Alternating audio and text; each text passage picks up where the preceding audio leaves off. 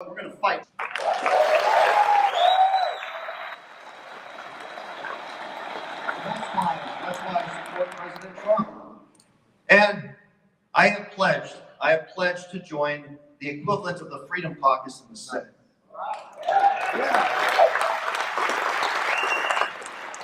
Because therein lies part of the problem. Senator Tommy Tuberville, who came out here and endorsed my candidacy, he said, look, the problem is this. We've got to get the majority back in the Senate, but even now, we only have 18 of the 49 Republicans that are true America First and constitutional conservatives. We've got guys like Senator Tuberville, like Mike Lee, like Rand Paul, like Rick Scott, Ron Johnson, J.D. Vance, Ted Cruz. All these great senators, they need more help. And he said, that's why I'm here. Because we need about 8 more. Trent Staggs, I'm supporting him. I've vetted all the candidates. He's the guy who supports Trump. He's going to come in and join our caucus. And then I'm supporting Kerry Lake in Arizona, Bernie Murray in Ohio. And that's what I'm so excited about. We have the opportunity to go ahead and gain control, the majority in our own Republican caucus that is going to be able to finally advance an America First constitutional conservative agenda. So we're excited to do it, but I need your help. We've got to get on the ballot here come Saturday at the state convention, and we will keep this going. We will keep it going, and I'm in it to fight. I am so sick and tired of this. We cannot wait. We have very little runway left. I understand what time it is, and we need people. We need bold, courageous patriots to stand up at this time, like all of you here. Thank you. Well, hey, I want to be able to introduce Charlie. He is, look, just incredible what his organization has been able to do. It truly is. And one of the most impressive things to me, I wish that I had an organization like that I could have affiliated with while I was going to college. And we've seen that 18 to 34-year-old cohort was trending progressive. Think back to 2008, first term of President Obama, and it was just going the wrong way. And then you get a great organization like Turning Point that comes around and offers a conservative alternative. And we now today, I was with Charlie not too long ago, and they talked about this. That 18 to 34-year-old cohort, especially with males, it is now the most conservative it's been in 50 years.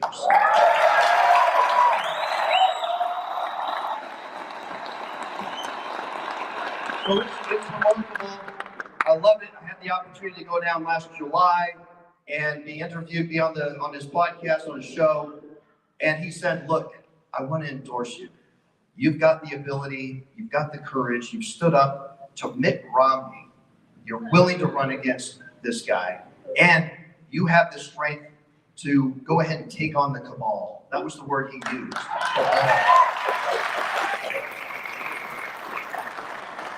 And he said, I don't want to do it here. I want you to come out to the Turning Point Action Summit in West Palm Beach, Florida. We went out there. What an incredible experience to be on stage with about 7,000 people or so. I spoke, then Vivek Ramaswamy, then we had President Trump. It was electrifying. And that's what Charlie does. Wherever he goes, he brings this energy and this charisma. Ladies and gentlemen, without further ado, Charlie Kirk.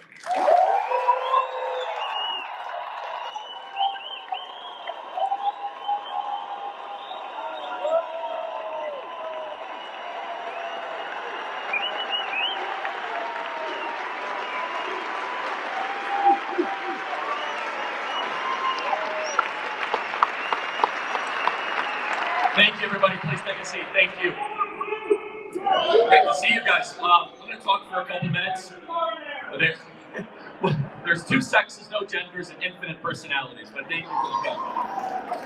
So, I'm so honored to be here. I didn't have it on my schedule like a couple weeks ago to be in Utah, but a couple things came together. We had an event today at University of Utah. It was mostly peaceful. It was great. And all kidding aside, the university treated us super well. It's a little liberal there if you're not totally keyed into that. But I'll be honest, like thousands of students came by our table on campus, asked really good questions. There are more conservatives, even at the University of Utah, than you would ever believe. I'm telling you, there's so I was texting with Tyler, he said, hey, Trent wants to have you come out to Utah. So I'm going to Utah. So this kind of all came together. And here's the honest story about how we came to endorse Trent Staggs. And it was as simple as this. Tyler calls me, who runs Turning Point Action. Those of you that watch the show, you know Tyler, he does a great job. And he says, hey, there's a guy that wants to primary Mitt Romney. And I said, it's amazing. I want to endorse him. I have one question. Is he Mormon?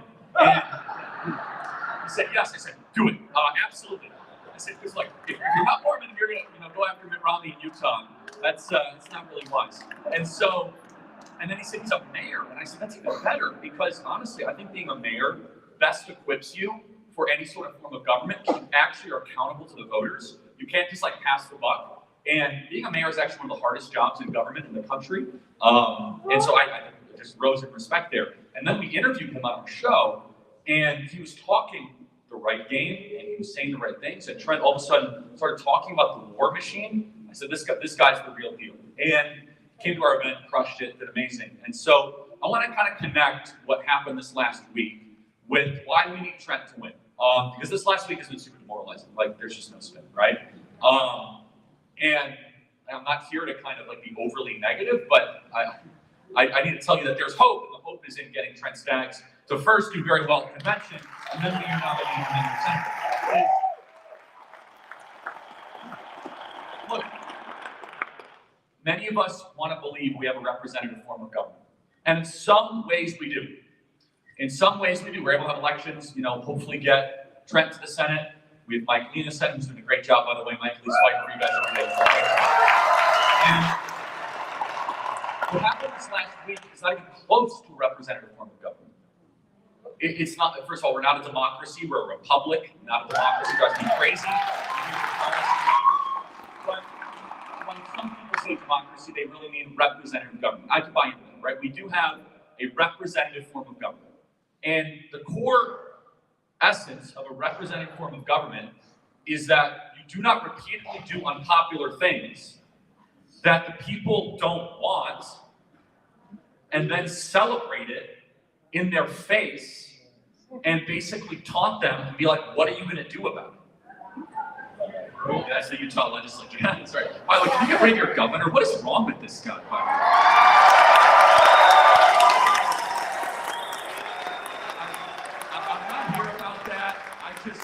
If I have to hear him talk about pronouns one more time, you, the people of Utah, deserve a much better leader.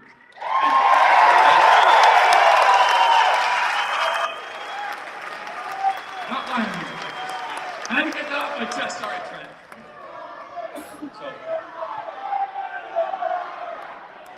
Anyway, so we're here for Trent. Let's remember. So I had to get that off my chest. But so we want to believe we have a representative form of government. And so a sequence of super important bills were coming due. Now, mind you, this is after that Congress did nothing to secure the border. They did nothing to cut spending. We are adding $1 trillion to our debt every 100 days.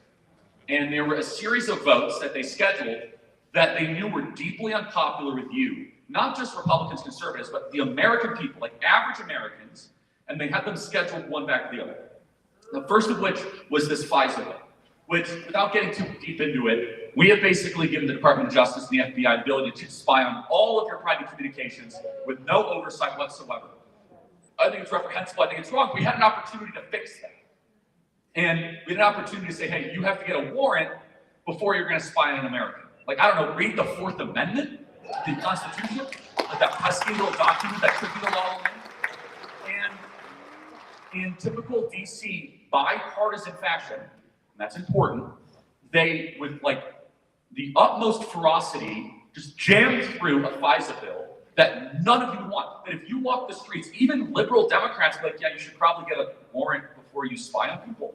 Yeah. Like 278,000 times the FBI violated the FISA statute last year. Not a single one of them fired, not a single one of them lose their pension. And they spied on you 270,000 times. Not to mention, they spied on Donald Trump via this statute with the Russiagate stuff.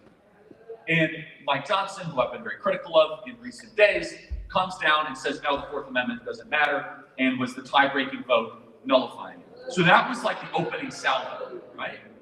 And then we get into this charade where the House, they have to go do stuff with Democrats, and the Senate looks like they're about to pass it. They will. Where we're a country that is $35 trillion in debt. It's probably even more than that because our accounting practices are so fraudulent. Our border is completely wide open. We have 110,000 people dying of drug overdoses every single year. Like, we have really big problems in this country. Our economy is not what it should be. And the top priority of your leaders in Washington, D.C.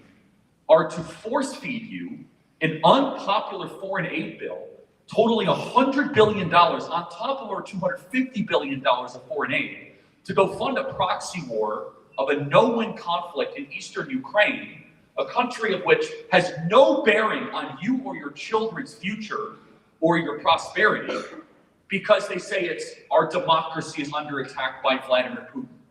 And so it passed the House, the Senate's gonna pass it. And first of all, I could get into the Ukraine-Russian thing. Like, I don't think we should send another nickel to this Ukrainian war effort. And the fact that we have 10 to 15,000 people a day coming across the southern border, and then I have to watch a bunch of members of the House fly Ukrainian flags?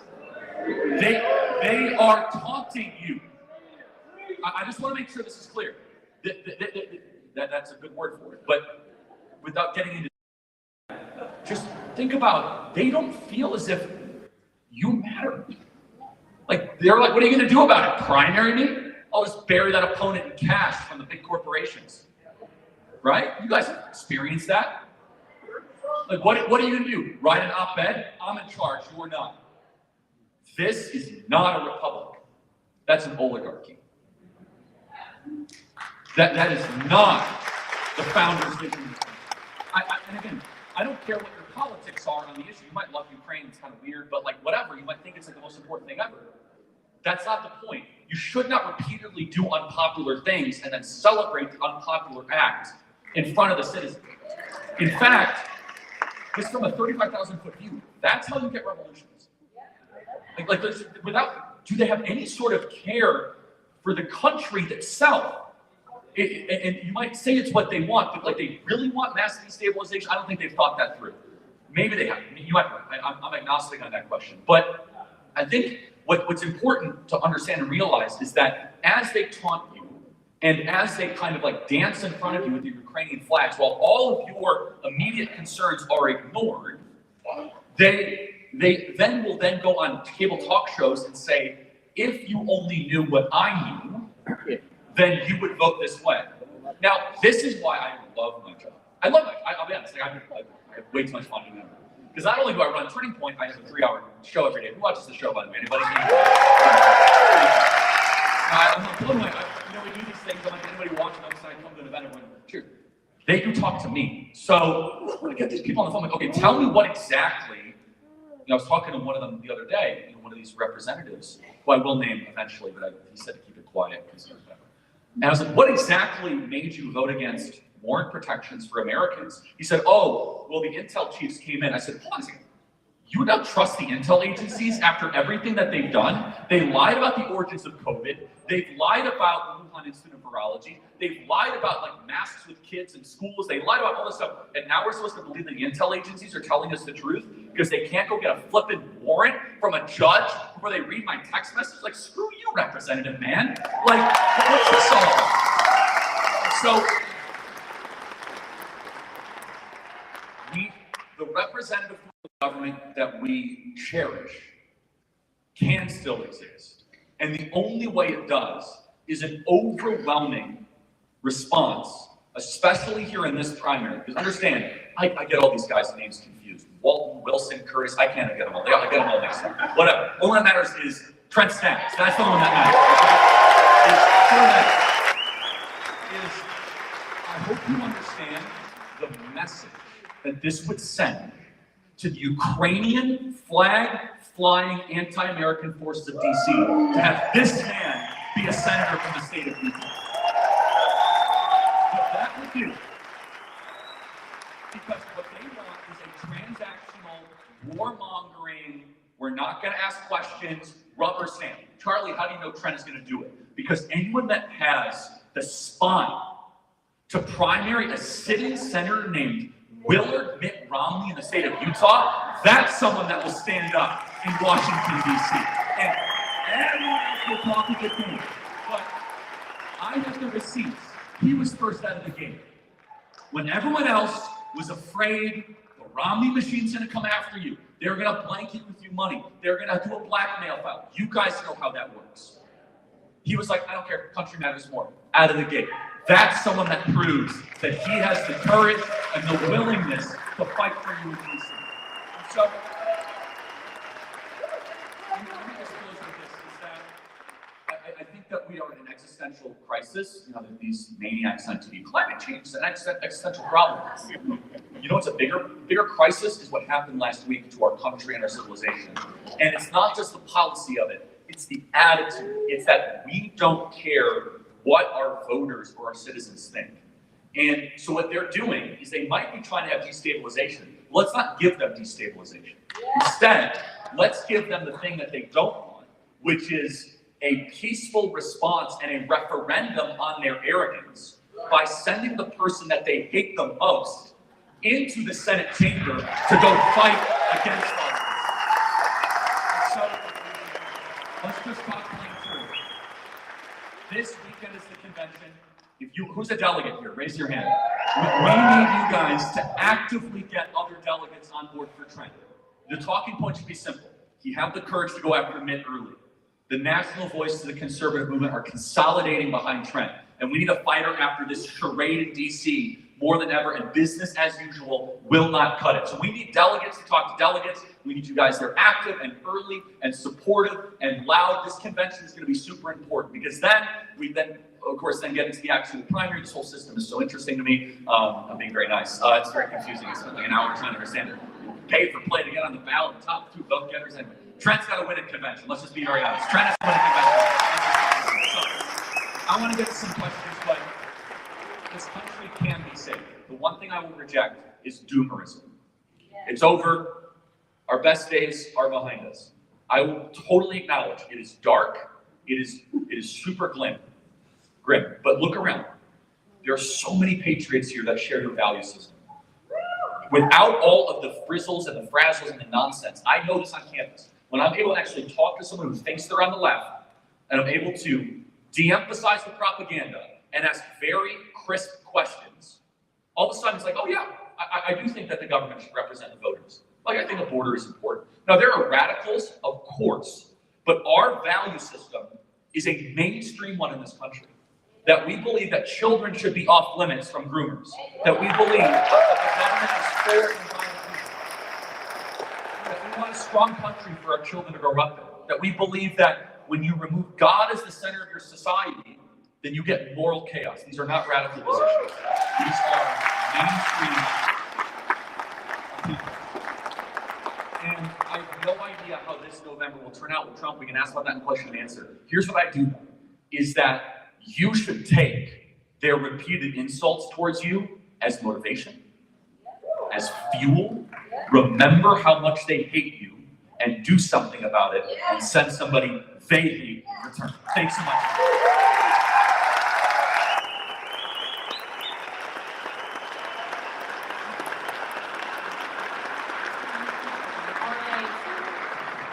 All right, we're going to open it up for questions. Now, a few caveats. We want to have preference to delegates. And so you're going to line up right here by me. We're going to start a line here.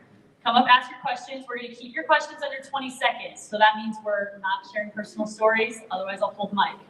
So come up here, ask your questions, and let's get started. Who wants to be first? Yes, sir. Okay. Hi. I don't know if you've heard of the PROS Act. Have you heard about the PROS Act yet? Prozac or the Prozac? You've probably heard about the bill in California that was passed that basically they tried to make all Uber drivers be employees rather than contractors. They're trying to do it at the national level, and it failed. So what the Biden administration is doing instead is trying to implement it through executive order through the Department of Labor. Does that make sense? Yep. So what can we do about that, and what are your thoughts on that? I mean, first of all, it should be illegal to do something that needs to be done legislatively, so I hope the courts strike it down. Second of all, that's the most Utah question ever, because that's the most detailed thing I've ever heard. It's like, I totally expect that, I love it. The most questions are like, oh, the election's stolen, what do we do about it? First question in Utah. Yeah, I love it, it's amazing. Super thoughtful, highbrow, high IQ, it's exactly what it is. Trent, I'm sure you would, your thoughts. Well, no, this is really important. We have a lot. I mean, the gig economy is here. It would actually destroy it. They want to be able to, the government's surprised, shocker. They want to be able to claw taxes from people that are, that are working on a 1099 basis or contract, if I understand it correctly, right? So that is something that we need to ensure doesn't take place. And if there is an attempt for the Biden administration to do it through executive order, I mean, this is the problem. We've got so much executive overreach. There's far too much. I mean, from everything. We've got the Antiquities Act here. The last TikTok ban was far too excessive or gave too much to the executive branch. So we gotta stand up. The legislature, the Congress actually has to stand up and assert itself.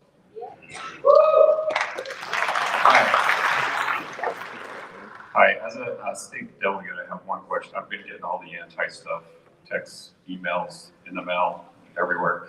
I have one question though. Everyone knew Donald Trump was running for election. It wasn't a secret to anybody, but you signed on to this letter by Dan McKay, and I was wondering if you'd address that so we know exactly why you signed on to that letter wanting Ronnie to run. Well, yeah, sure. I mean, I was approached weeks and weeks before President Trump announced that he was going to run and asked if I would put my name to a exploratory committee for DeSantis. I said, well, I like what he did. It's a great job. I did a lot of what he did as a mayor. He was standing up to COVID, and that's well documented as a mayor that I stood up. And so this is interesting. The 2 or 3 sentence statement just said that we need somebody with a proven track record like his, and he did a great job as a governor, entertained an exploratory committee. That was it. It wasn't positing him against Trump or anything. And to prove the point, as soon as that type of argument was made and President Trump made his announcement, I said, take my name off the list. It's really that simple. I was the first elected official in the state of Utah to go ahead and endorse. I did it, last summer when it wasn't popular, when DeSantis was even ahead in some polls in the state of Utah. So that, to me, is very, very important. I think President Trump has demonstrated his strength, his ability, and as I gave, my CPAC speech kind of summary earlier about what he did for one of my own residents, it became very, very personal. So I'm a huge fan and supporter of President Trump.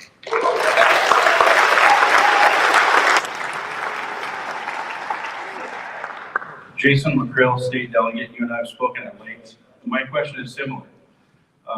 Just all of a sudden, there's a lot of mudslinging going around.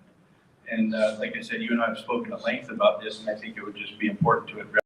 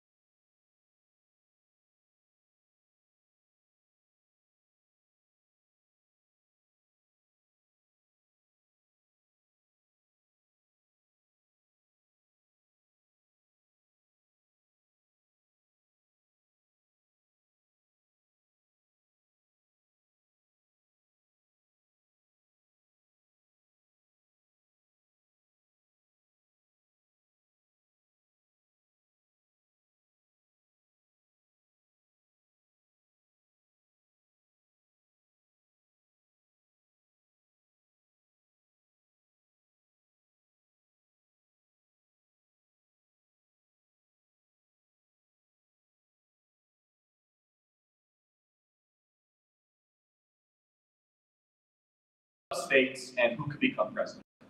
So there's obvious ones, right? Like Utah's going to go for Trump, right? Unfortunately, California will go for Biden, and so on and so forth, right? But then there's swing states, Michigan, Pennsylvania. So every 10 years, the census changes the map slightly. So, for example, I believe Utah gained population. So you guys gained a representative, if I'm not mistaken, right? Maybe or at least stayed the same. Arizona gained population, gained a representative. Texas, so on and so forth. So it just so happens the way that the polling that particular day showed was Donald Trump winning Nevada, Donald Trump winning Arizona, Donald Trump winning Georgia, Donald Trump winning Iowa, Donald Trump winning Ohio, Donald Trump winning North Carolina, Donald Trump winning Florida. However, the polling also showed Donald Trump not winning Pennsylvania, Wisconsin, and Michigan. So we said, let's just run the scenario 270win.com. Under that scenario, it was 270 Joe Biden to 268. Now that is, if Joe Biden were to win the singular electoral vote in the state of Nebraska. You say, what are you talking about? So every state decides how they send their electoral votes. You can do it however you want. Nebraska has decided, and Maine, to do it by congressional district. So the super liberal congressional district in Omaha, Nebraska, in a deep red state, gets their own electoral vote. So imagine downtown Salt Lake City got their own electoral vote, right? You would be furious, right? The whole state of Utah, you're sending one of your votes for president just because of the more liberal part of your state. So we ran the scenario. We said, well, Joe Biden would win unless Nebraska were to fix their electoral system and go to winner take all. And it was really right place, right time. So I was so mad. I was so angry. I said, why is Nebraska, a deep red state, not doing this? Why did Ronna, when she ran the RNC, by the way, Mitt Romney's niece, when running C, why did she not do something about this? And so I said, send out a tweet. And sometimes it's just you hit magic. We sent out the tweet, went totally viral. 5 hours later, the governor of Nebraska, who's great credit, Governor Pillen, came out and said, I now support winner take all. I want to have the entire state go. The significance of that is getting Trump an extra electoral vote. And the news stories were, well, how Nebraska could change its laws to deprive Joe Biden of the electoral vote that he needs most. And I was like, okay, now we really got to lean in on this. So for those that watch the show, we made it the Nebraska show for like 10 days, right? I went out there, we did a rally, we got the attention, and I wanted to say, I don't want to share anything of private conversations. The governor has committed to calling a special session just for this purpose. And secondly, we are getting very good vibes. Let me just be very cryptic. Good vibes, good momentum from the legislature. We have full confidence the governor of Nebraska will deliver on this before Election Day. The significance, now Nevada, the math matters. Now Nevada is a battleground state. You might say, what do you mean? Otherwise, the math for Nevada otherwise wouldn't work. It just wasn't enough electoral votes to get you over that 270 threshold. Again, it's an interesting system. Praise God for our founding fathers that we have this system. So you have to run this sort of national campaign. You don't just run to the coast, right? You run up the score in the cities. So if I was a betting man, let me put it differently, because there's, the betting is not exactly well looked upon around here. If I was in Vegas, that's the line I would use. Yeah, to Utah. I'm confident that Nebraska is going to go winner take all, and the governor is going to deliver a heroic victory for the people of this country.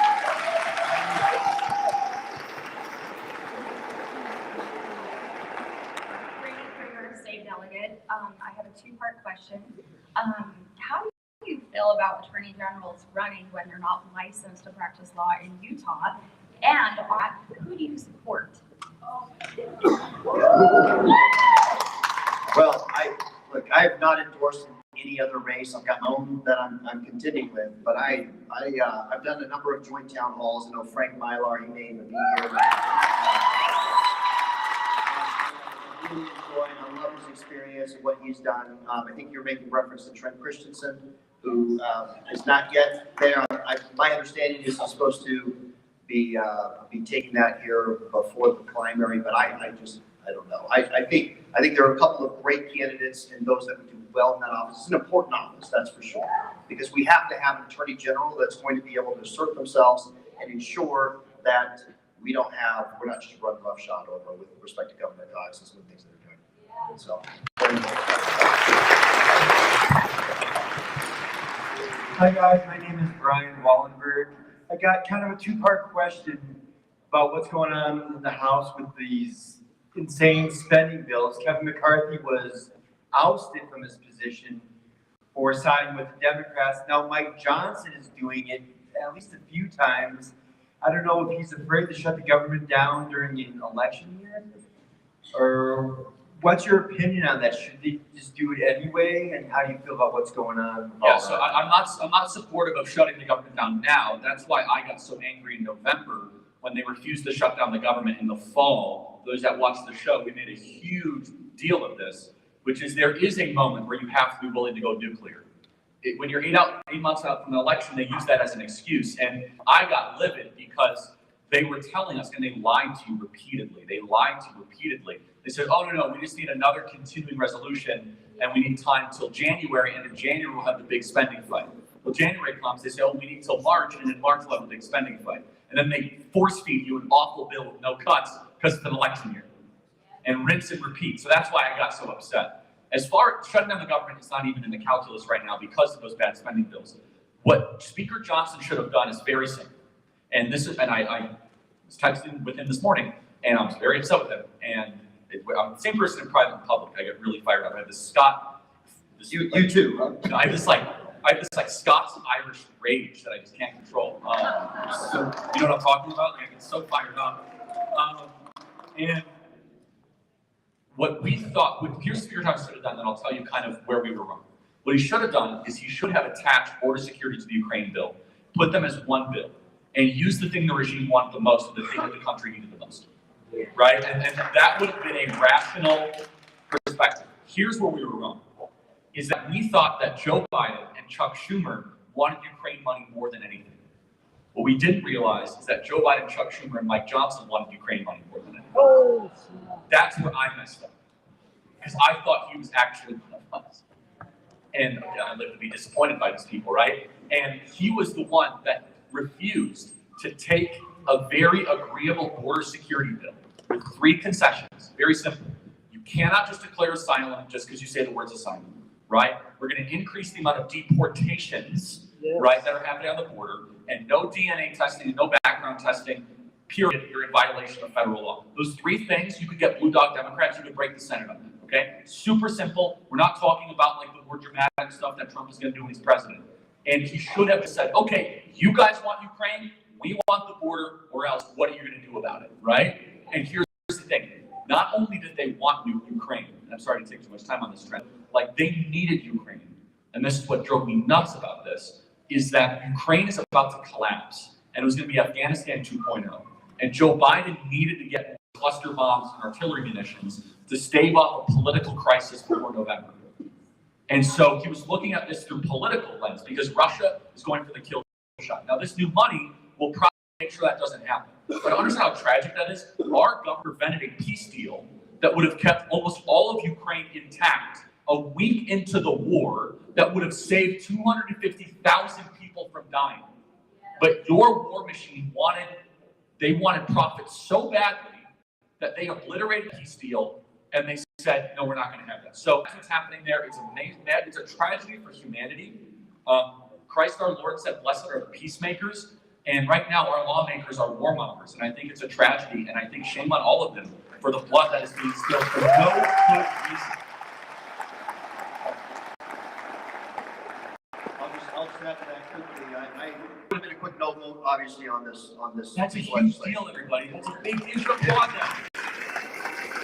It's huge. You know how rare that is to find someone that will say that? I've said it from the very beginning in launching this campaign. I think it's obscene that the American taxpayer is still shouldering effectively the security apparatus across Europe 80 years post-World War II. And what Trump did so well, Trump ended up having these NATO partners pay their fair share. They're supposed to be paying 2% of their GDP. So that's a problem that he fixed. President Trump gets back in office. But that's what's so sad. I mean, when Senator Tuberville was out here, he said, you know, there was this opportunity, right? And it could have been prevented. And yet we've got hundreds of thousands of people that are now dead as a result. President Trump will come back in. We'll find resolution to this right away, I believe. And as to shutting down the government, this is why part of my contract with Utah spells out no on omnibus spending bills, because We have to.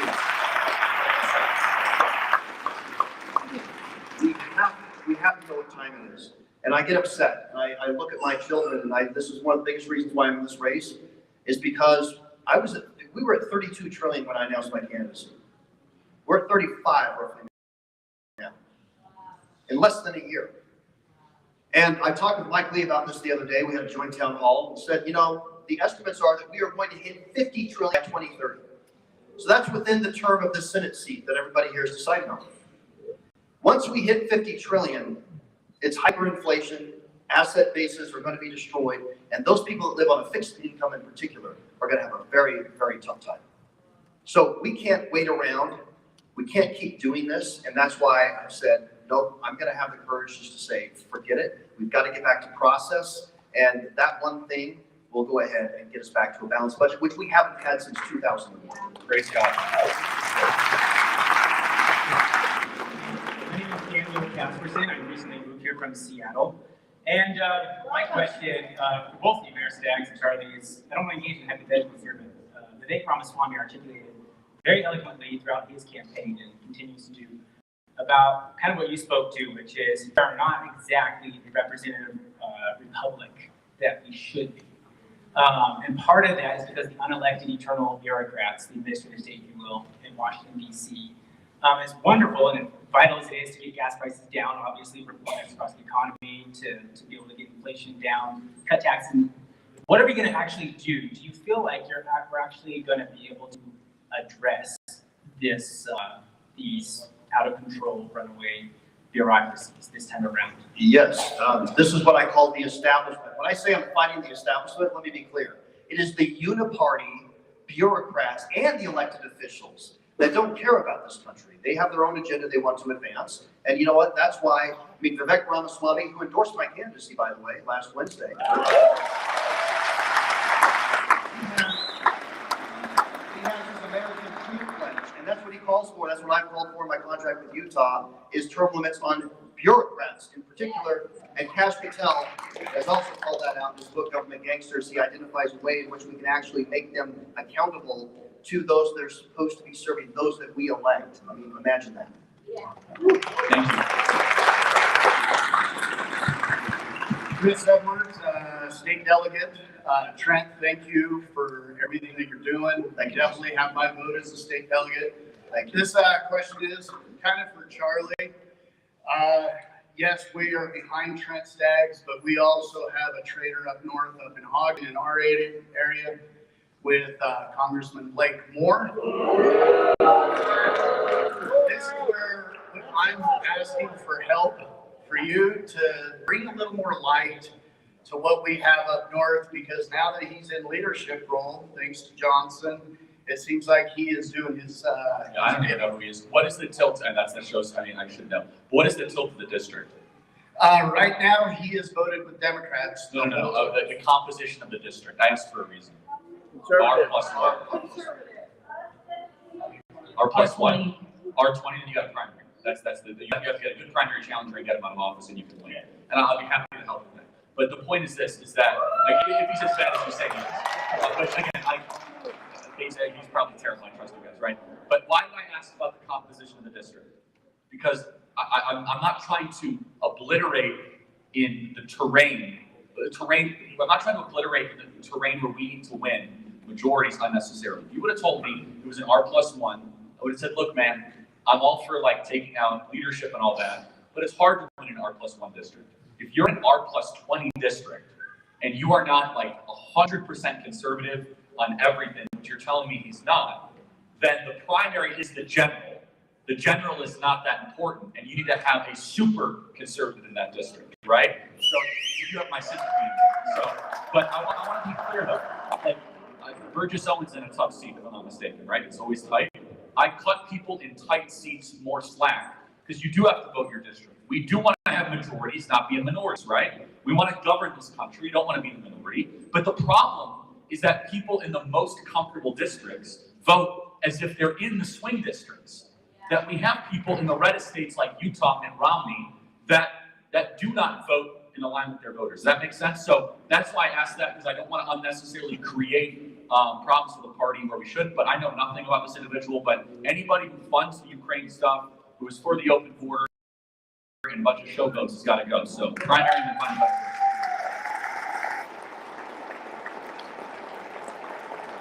Yes, I have a question for Trent.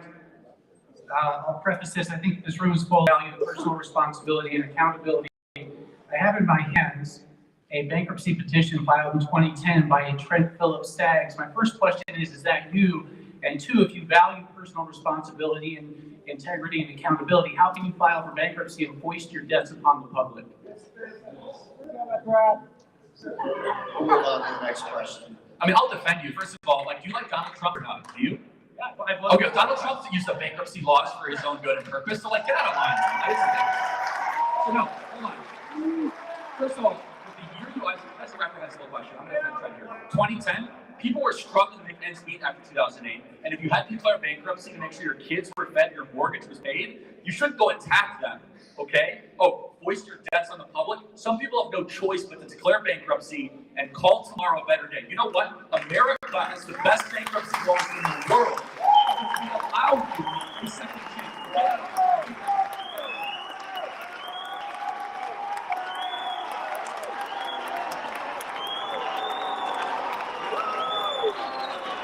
All right, we're going to move on to the next question, please. We're going to move on to the next question, please. Thank you for saying that. Hey, please sit down. Okay, so quick question. I know you're tired of hearing this, but people in my precinct just want to hear it. Mitt Romney endorsing you. Easy answer. Just a little bit of backstory, that's all. Well, this was years ago in a mayoral race, and I love, this is again, fake news. How they like to take that what was done, years and years ago in a mayoral race and claim that, that was something that I even would, that I even endorsed him. I mean, no. We took an endorsement in a general election race. I remind people that even Mike Lee asked for his endorsement back in 22 when he was running against Evan McMullen. So, I mean, for the very reasons that I don't agree with Mitt Romney, he appeals to a whole different base of people than I do. we sought that, or we accepted that endorsement years and years ago. But the thing that I remind people and what you can pass along to your precinct is, again, I'm the only one that stood up and was willing to challenge Mitt Romney in this race, and have done it time and time and time. I just have to say, you're like the cleanest political candidate I've ever seen. Like, this is what they have on you. That, like, you were running for mayor in the state of Utah and you wanted an endorsement from a once popular U.S. senator. Like, that's like considered political dirt. Like, God. But shouldn't you want to have people support your candidacy? Oh no, don't support me. Don't. Like, what is that all about? I'm sorry. I'm just like, it makes me like you more. I can't. This is the dirt that they have. That the fake news. Yeah. No, it's just rubbish. By the way, this is all from the war machine. This is all from the cabal trying to delegitimize a good man, trying to weaken this movement. Hope you understand this. My name is Tina Horlocker, and I'm running for Republican National Committee. I just want to say something I don't think I've heard you say yet, Trent, and that is that you exposed that we are a sanctuary state, and they came down on you hard for that, but it's proven to be right. This is my question. I have a little bit of concern because state convention is Saturday, and Charlie, this is where I kind of want your opinion. I'm a state central committee member, and we voted for paper ballots. And I know the candidates want paper ballots. A lot of the candidates want paper ballots, but we are using phones, election buddy, and I would just like your opinion on that. So yeah, again, I really hate that, and I'll tell you why. So we run in a lot of student government elections across the country at Turning Point. It's called Election Buddy is what you guys are using. The amount of times that those things glitch and that you're able to vote 50 or 60 or 100 times, I could tell you a whole story on this. And so I'm telling you, it's not a joke. You could have a bunch of like anti-Trent people in the bathroom with an iPad just constantly refreshing the page. If they know, again, it's hard to do that unless you know what you're doing. This is not like blockchain, okay? So I don't understand why you wouldn't do paper ballots. I'll be honest. And I'm not fear-mongering. This happens a lot. So. Thank you, Tina. Hi, Trent, Charlie, it's good to have you guys here, and the courage that you guys are showing to do all this is awesome. I think that the majority of the people in here all have willful long brown eyes, might be wrong, do we not? So anyway, what was it? Oh. So what we have, we send a lot of good politicians to Washington, and something happens to them so often when they get back there. So I would like to hear from you, Charlie, because you deal with a lot of these Washington people. What kind of counsel could you give Trent to keep him safe from all that, the glamour and glitz and the seduction and everything that goes on? That's a great question. Yeah. So the number one most important thing is you have to move your entire family with you to DC. And I know that is. It's logistically tough, and I'm saying this, with this family front row. They might not want to do that. You have to do it. You have to. I will convince you. Josh Hawley will convince you too. Josh Hawley has moved his entire family, and he said, if it was not for this, you get distracted, you get compromised, you get all sorts of different things. So I'm a big believer in that. I'm not trying to cause division in the family, but you got to do it. And what happens to some of these people is that they don't have a big backbone in the first place. They just get swallowed by the regime, or they get so pressured into supporting certain policies and ideas because they're not in the cool kids club. And a lot of this is just kind of like student senate in high school that has grown into the U.S. Senate, where it's they want to be welcome, they want to be accepted. And then finally, there's just outright blackmail. I mean, there's a lot of that happens, right? The Epstein Island, that's good advice. I don't think Trent's going to be going there anytime soon. Good night. Yeah. Thank you. I've said two things to this, frankly. Number one, look at the endorsements that I've been able to receive, and I've done that because it's important to me. Charlie indicated a lot of national conservative voices are all rallying around me. That's important. That's going to hold me true. You're going to hold me accountable, right?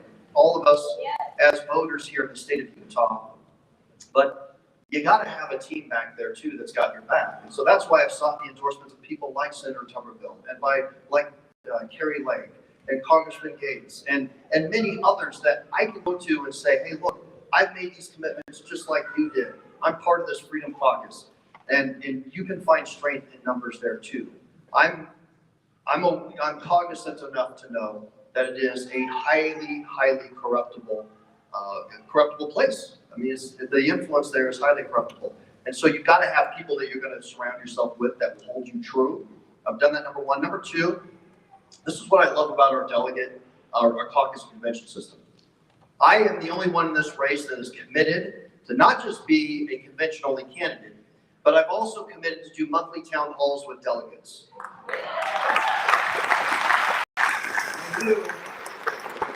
You should expect that type of preferential access as a delegate. Look, our caucus convention system, I feel is inspired. It's representative in its very nature. You're representing for 2 years. You all have been elected too that are delegates to represent your respective precincts. And I am going to meet every single month with you, and you're going to hold me accountable to that.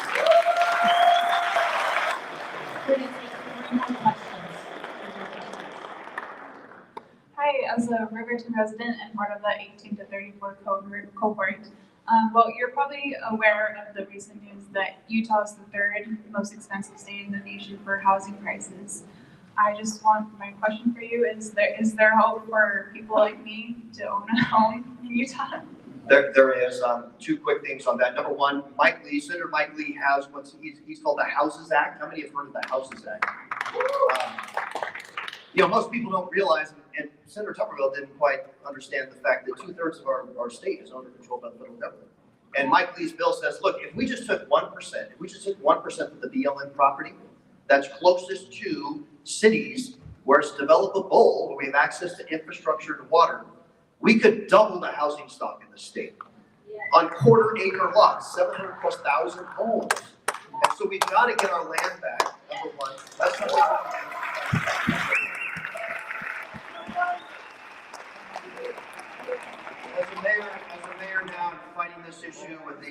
developer-dominated state legislature that has been all too eager to pass legislation to take away our land use authorities and municipalities. This is a serious issue. And I've offered up 3 things at the state level that they can do. Number 1, illegal immigration has a huge impact on housing availability and therefore affordability. There's some 150,000 active cases. ICE is working now. Tina mentioned they called out Utah with a sanctuary state memo last May. That's a big issue. We got to get that right. Number 2, Wall Street landlords. The Utah Association of Realtors claims that some 16% of all housing stock here, single-family homes, are owned or controlled by corporate interests. Imagine that much more supply on the market, about 16%. Yeah. So those 2 things, yeah, BlackRock, institutions like that, and local cities cannot regulate use. The state legislature, in their infinite wisdom, has passed legislation that we can't say, like a new development here is going to be restricted to say 10 or 20% of corporate ownership homes. Let the rest go and be on the open market. Great answer.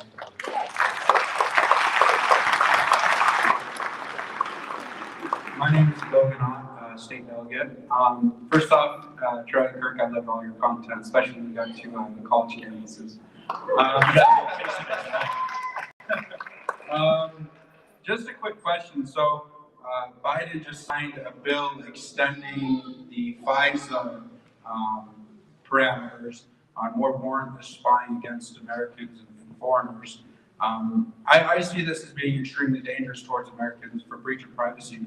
I have a question. What would you do about that bill getting extended? What would I do with respect? Yeah, like how would you help like reverse it? Yeah, well, look, I would not have voted for it, first of all. I think this is the same.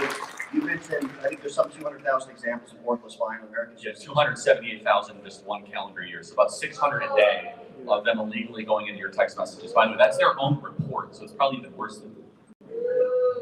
Well, it's a violation of the 4th Amendment. So we have to get people in office that are going to actually challenge this. It infuriates me. I've told this to delegates and some others. It infuriates me when Senator Mike Lee is in front of an oversight committee, has Christopher Wray of the FBI in front of him and asks him point blank, what is your process? How do we know that these 278,000 just in the last calendar year have not had their 4th Amendment protections violated? He just sat there with a smirk on his face. I mean, that's insane. We got to hold, those people have to be accountable to elected officials. We have to be able to get them out. The amount of positions they're in. I would like to, I love what Vivek Ramaswamy said with respect to the FBI. Half the agents, get rid of them, don't even miss them. The other half can be folded into existing agencies because it's duplicative in its very nature. Yeah. All right, last question. I'm Kim Steenbleck, I'm a state delegate. My question to you is, other than getting Trump in office, which I know we need to do, what can you do, or what can you do to close the border? And illegal immigration is out of control. So what can we do to close that border, get the illegal immigrants out from being bused to each of our states? They're getting bused to Utah, every state that's a Republican state, they're getting bused to. And well, what can we do? I've actually seen it in my own city. I had my police chief tell me the bus just landed at our main park long ago. And so this is a big problem. I said border, budget, and the regulatory state are the top 3 issues I'd like to get in there and resolve. The REINS Act is going to do a big deal to cut all the regulatory state down, which we can talk about. But with respect to the border, look, it's border wall. We've got to have it. Why we're sending $130 billion now, another $60 billion in Ukraine is insane. Don't tell me about sending another dollar over there until we've got our own border secured. We've got $6 billion that would have closed the wall right there. Unfortunately, we got people like Mitt Romney that did support President Trump when he had the opportunity to close the gap. And he also supported, I think, one of 5 Republicans that nominated Mayorkas, which is a complete disaster. That guy ought to have been impeached a long time ago. So, border wall, remain in Mexico, all the great policies that worked under President Trump. Joe Biden, just that last bill where he said he needed the $95 billion bill to do his job. No, he and Mayorkas were bragging about the fact days after assuming office, that they undid so much of what was working under President Trump that the newscast that was interviewing them wouldn't have time to sit down and talk about it all. It's insane. There's so many things, but the Remain in Mexico is just one. We've got to have E-Verify. Not enough people are talking about this. And unfortunately, in this state, we've gutted E-Verify. We had a House Bill 252 just the other year, which Speaker Wilson oversaw, and it took the threshold from 15 employees to where you had to use it up to 150, and now allows illegal immigrants to use the Social Security numbers of the kids that may have been born here. Yeah. That's a problem. We got to stop rewarding illegality and reward legality.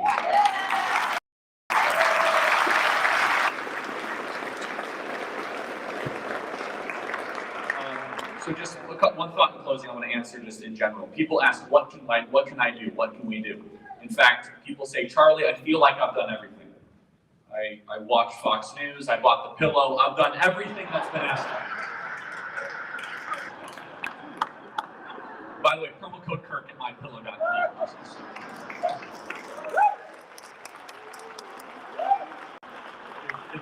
The slippers are amazing, the Giza Dream Sheets, right? Use the right promo code. Look, you guys are in a unique spot. You have an open Senate seat. Senators have a lot of power. They have a lot of power. And every single one of these that we can start to notch, we get closer and closer to making the Senate more of a reflection of the will of the Republican Party and the will of the American people. This is massive. And what a tragedy would be if we just fail this opportunity and you just get a milquetoast, warmongering, Ukraine supporting, flag waving certificate. Because I'm not saying any names. You guys can do that yourself. I'm saying who won't be that. You know who won't be that. That's Trent. And Trent will fight for you. Trent has made the right commitments. Trent has been in the trenches. And I know how much that they want to have the seat just be comfortable, business as usual. No, we don't want business as usual. No. They have been insulting us for too long. The country's going wildly off track. And I want to say, some people say, but Charlie, what difference does it make? Mike Lee is making a difference, and he needs reinforcements. He needs someone to work alongside him. He is fighting his freedom. That guy loves this country. He loves the Constitution. And what an opportunity. And I'm honored to be here tonight to endorse, and not just endorse, but to help support Trent. And I want you guys to do everything you can to make sure he can win a convention. Thank you.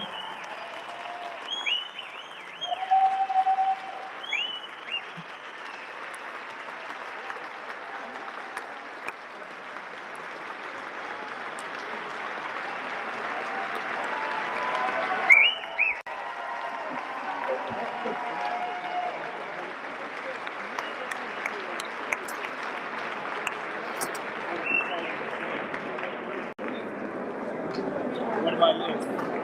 Well, I'm not sure the characterization of the other candidates is correct.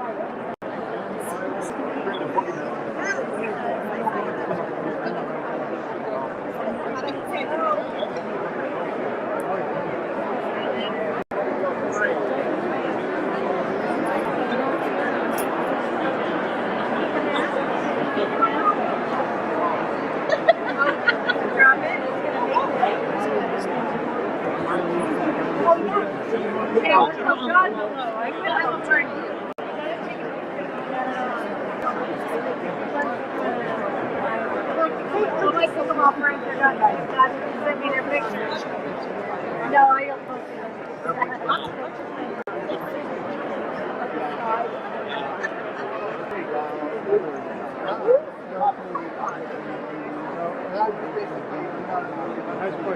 Hey, thank you.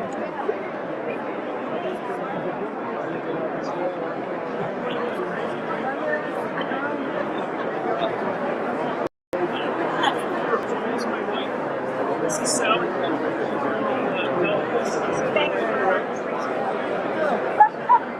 My pleasure.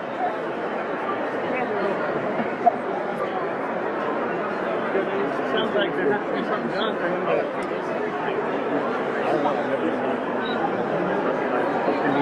I would have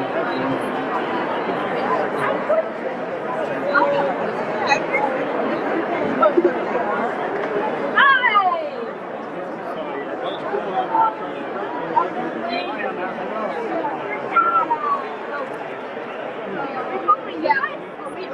have to talk, not speak.